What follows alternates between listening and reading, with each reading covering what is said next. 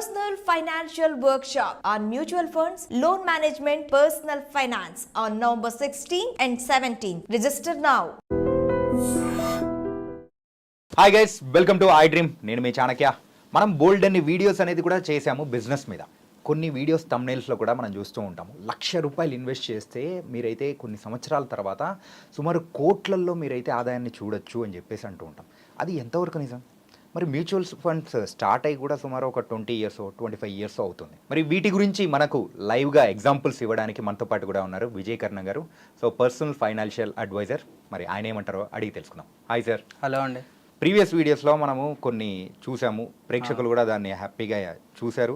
అది ఎలా పాసిబుల్ అయింది, మనము ₹1,00,000 ఇన్వెస్ట్ చేస్తే ఇన్ని కోట్లు వస్తుందా అని చెప్పేసి అనుకుంటూ ఉన్నారు. కానీ అది ఎలా అనేది ఏంటనేది మీరు కాంపౌండింగ్ ఇంట్రెస్ట్ ద్వారా చెప్పారు. కాకపోతే నాకు ఏంటంటే ఇప్పుడు డౌట్ వచ్చింది, లైవ్ ఎగ్జాంపుల్స్ ఏమన్నా ఉన్నాయా? డెఫినెట్గా మనము ఇది తీసుకోవడానికి, ఈ టాపిక్ మనం మాట్లాడుకోవడానికి రీజన్ ఏంటంటే, ఎవరైతే మ్యూచువల్ ఫండ్ ఇండస్ట్రీ కానీ మ్యూచువల్ ఫండ్ గురించి కొత్తగా తెలుసుకున్న వాళ్ళు ఉన్నారో దీన్ని ఒక తప్పుడుగానే అర్థం చేసుకుంటున్నారు వాళ్ళు. మ్యూచువల్ ఫండ్స్ అనేది నిజం కాదు, ఇన్ని లక్షలలో కోట్లలో రిటర్న్స్ వస్తాయనేది ఎవరు నమ్మట్లేదు. ఫస్ట్ థింగ్ ఎందుకు అంటే, వాళ్ళకి టెక్నికల్గా కొంచెం అవేర్నెస్ తక్కువ ఉండడం వల్ల వాళ్ళు కొంచెం వాళ్ళ బ్యాక్గ్రౌండ్ కానీ ఫినాన్షియల్ ఎడ్యుకేషన్ కానీ దాని ప్రకారము కొంతమంది అవేర్నెస్ తక్కువ ఉండడం వల్ల దీని గురించి ఎక్కువ మంది తెలియదు. కానీ మనం ఒకసారి వెనక్కి తిరిగి చూసుకుంటే మ్యూచువల్ ఫండ్ స్టార్ట్ అయ్యి కూడా దగ్గర 25 నుంచి 30 ఇయర్స్ అవుతుంది. ఇంకా 1980s కూడా మ్యూచువల్ ఫండ్ స్టార్ట్ అయ్యింది. సో మనం అక్కడ నుంచి మనం ఏదైనా చూసుకుంటే ఒక సక్సెస్ స్టోరీ ఉంది, అంటే చాలా ఉన్నాయి. దాంట్లో నేను ఒకటి ఈరోజు ఈ వీడియోలో చెప్తాను. ప్లీజ్. ఇది సక్సెస్ స్టోరీ ఒక పక్కకు పెట్టేసి అసలు ఎందుకు అయ్యింది అనేది కూడా మనము ఒకసారి మనం చూడాలి. మెయిన్ థింగ్ మీరు అన్నట్లుగా కాంపౌండింగ్ ఇంట్రెస్ట్ అండి, పవర్ ఆఫ్ కాంపౌండింగ్. జనరల్గా సింపుల్ ఇంట్రెస్ట్కి కాంపౌండింగ్ ఇంట్రెస్ట్ కూడా మనం డిఫరెన్స్ తెలుసుకోవాలి.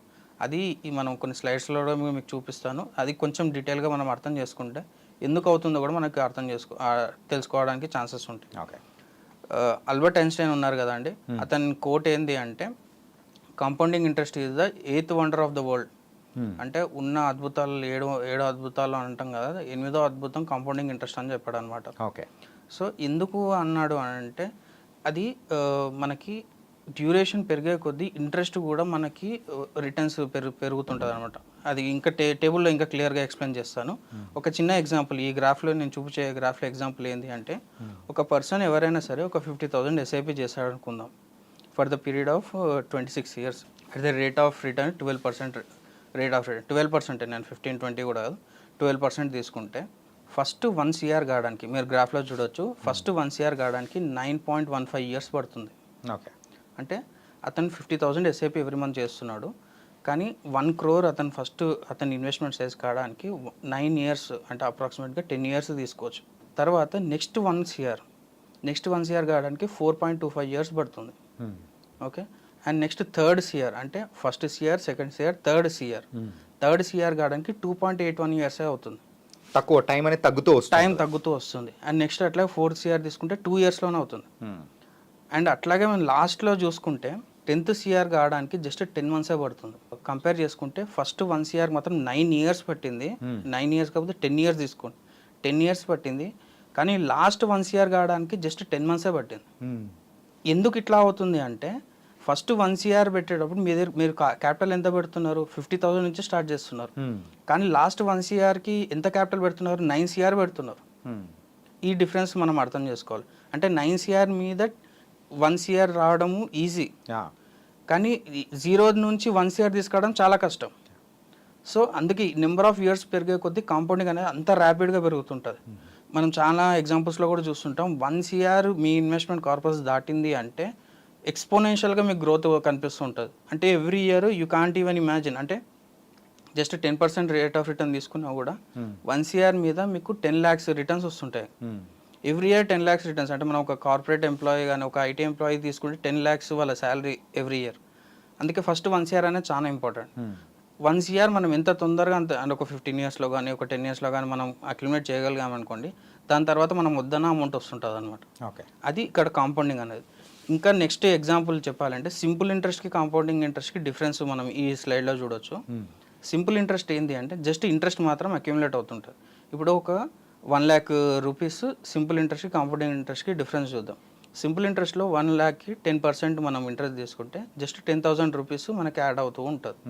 జస్ట్ లైక్ ఒక ఫిక్స్డ్ డిపాజిట్ కానీ లేకపోతే ఎవరికైనా మనం ఒక 10%కి ఇంట్రెస్ట్ ఇచ్చినా కూడా అంటే పర్ ఇయర్కి 10,000 రూపీస్ మనకి ఎవ్రీ ఇయర్ వస్తుంటుంది. ఇది సింపుల్ ఇంట్రెస్ట్. సింపుల్ ఇంట్రెస్ట్ అది మనం ఈ టేబుల్లో చూసుకుంటే 1 ల్యాక్ కాస్త 1,10,000 అవుతుంది, 1,20,000 అవుతుంది, 1,30,000 అవుతుంది. అట్లా ఒక 10 ఇయర్స్ తర్వాత చూసుకుంటే 2 lakhs అవుతుంది. అంటే మనం పెట్టిన క్యాపిటల్కి ఆల్మోస్ట్ డబుల్ అవుతుంది 10 ఇయర్స్కి. అదే కాంపౌండింగ్ ఇంట్రెస్ట్లో 10 lakhsకి మనం 10% ఇంట్రెస్ట్ తీసుకుంటే ఫస్ట్ ఇయర్లో 10,000 1,10,000 రెండు సేమ్ ఫస్ట్ ఇయర్లో. సెకండ్ ఇయర్కి వచ్చేసరికి మీకు కాంపౌండింగ్ ఇంట్రెస్ట్ 1,10,000 మీద అవుతుంది. సో అప్పుడు మీ రిటర్న్స్ ఎంత 1.21 lakhs అవుతుంది. నెక్స్ట్ 10% ఇంట్రెస్ట్ మళ్ళీ 1.21 lakhs మీద అవుతుంది. 1.21 lakhs మీద మళ్ళీ మీకు కాంపౌండింగ్ ఇంట్రెస్ట్ 10% తీసుకుంటే మళ్ళీ 1.33 lakhs అవుతుంది. సో అట్లా మనం గ్రాడ్యువల్గా చూసుకుంటూ పోతే 10 years తర్వాత 2.5 lakhs అవుతుంది మీ కంప్లీట్ ఇన్వెస్ట్మెంట్ అంతా. ఓకే, జస్ట్ 10% మీద. మీరు డిఫరెన్స్ చూస్తుంటే సింపుల్ ఇంట్రెస్ట్లో 2 lakhs అవుతాయి, కాంపౌండింగ్ ఇంట్రెస్ట్లో 2.59 lakhs అవుతుంది. అప్రాక్సిమేట్ 60,000 రూపీస్ ఎక్కువ వచ్చినట్లు మన కాంపౌండింగ్. అది జస్ట్ 10 years జస్ట్ 10%కి. అదే మనం 15% 18% తీసుకుంటే ఈ గ్యాప్ అనేది చాలా పెద్దగా ఉంటుంది అనమాట. అండ్ నెక్స్ట్ మన మెయిన్ ఇంపార్టెంట్ థింగ్ ఏంటంటే పవర్ ఆఫ్ కాంపౌండింగ్ ఫార్ములా ఒకసారి మనం అబ్జర్వ్ చేద్దాం. జస్ట్ బేసిక్ ఈక్వేషన్ అండి ఇది. దీంట్లో ఏంటంటే పి అంటే ఏంటంటే ప్రిన్సిపల్ అండ్ ఆర్ వచ్చేసి రేట్ ఆఫ్ ఇంట్రెస్ట్ అండ్ ఎన్ అనేది నెంబర్ ఆఫ్ ఇయర్స్. అంటే ఏ అనేది మనకు అవుట్పుట్ అనమాట. చాలామంది ఏం చేస్తారు అంటే మనకి ఎంత రావాలి అనేది ఆలోచన చేస్తారు అండ్ ఎంత ఇన్వెస్ట్ చేస్తున్నామో అని మర్చిపోతారు అండ్ రిటర్న్స్ మీదనే ఎక్కువ ఫోకస్ చేస్తారు అండ్ నెంబర్ ఆఫ్ ఇయర్స్ని కంప్లీట్గా ఇగ్నోర్ చేస్తారు. అంటే ఎన్ని ఇయర్స్ పెడతాము, ఎన్ని ఇయర్స్ ఇన్వెస్టెడ్ ఉంటాము అనేది ఎవరు ఆన్సర్ చేయరు. కానీ నాకు ఎంత రావాలనేది క్లారిటీ ఉంటుంది, ఎంత పెడతాం అనేది క్లారిటీ ఉండదు, కానీ రిటర్న్స్ మాత్రం ఎక్కువ ఉండాలనుకుంటారు. సో ఈ మిస్ మ్యాచ్ అనేది మనం ఎప్పుడైనా బ్యాలెన్స్ చేసుకోవాలి.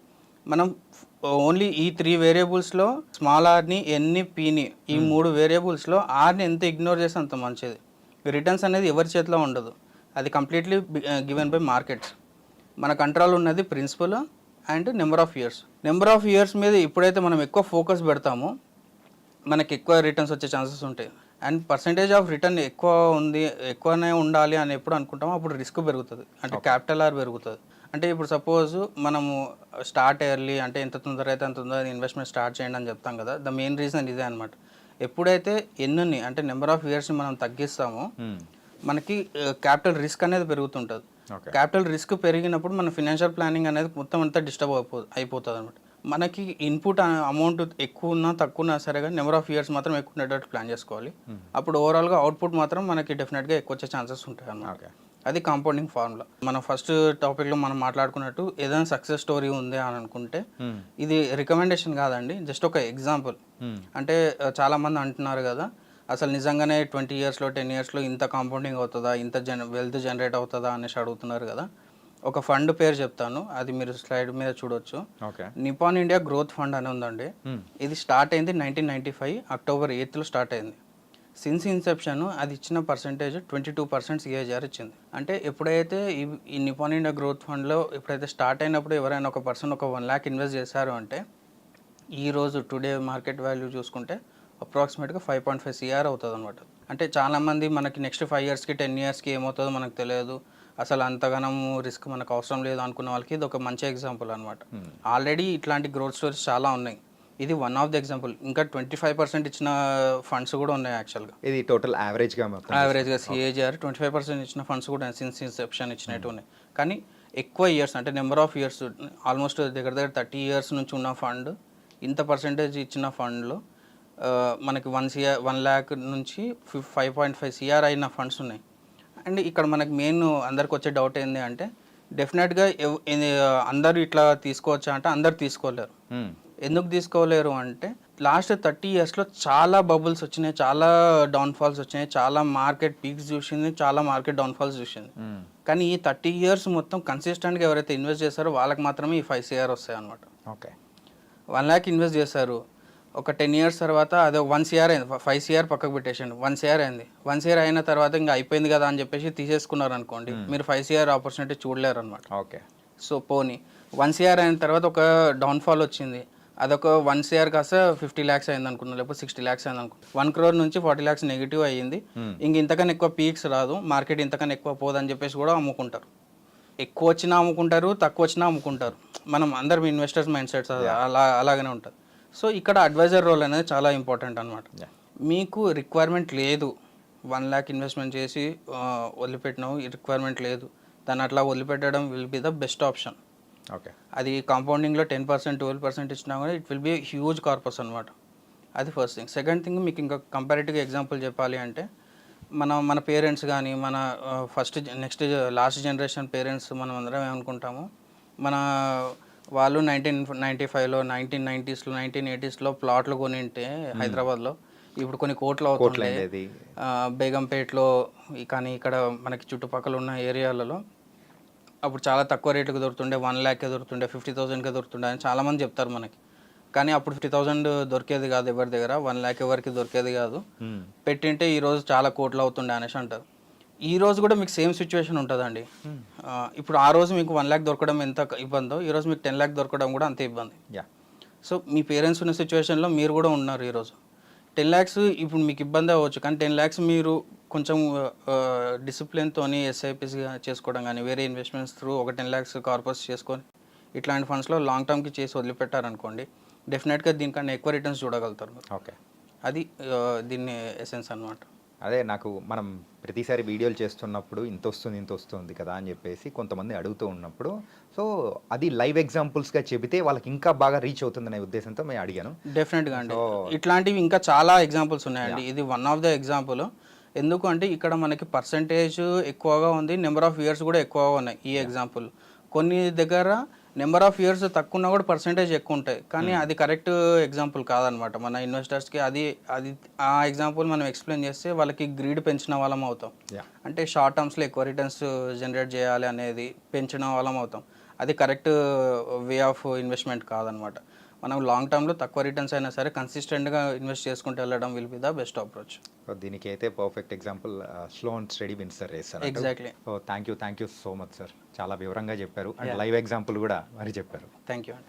గైస్, మరి అయితే యూట్యూబ్లో వచ్చే వీడియోస్లో మనం చూస్తూ ఉంటాం కదా, సో మరి దానిలో కూడా మరి పర్ఫెక్ట్ ఎగ్జాంపుల్, ఒక లైవ్ ఎగ్జాంపుల్ కూడా ఇక్కడ మన personal financial advisor Vijay Karna గారు చాలా చక్కగా వివరించారు. మరో ఇంటర్వ్యూతో మళ్ళీ కలుద్దాం. అంతవరకు take care. This is your Chanakya.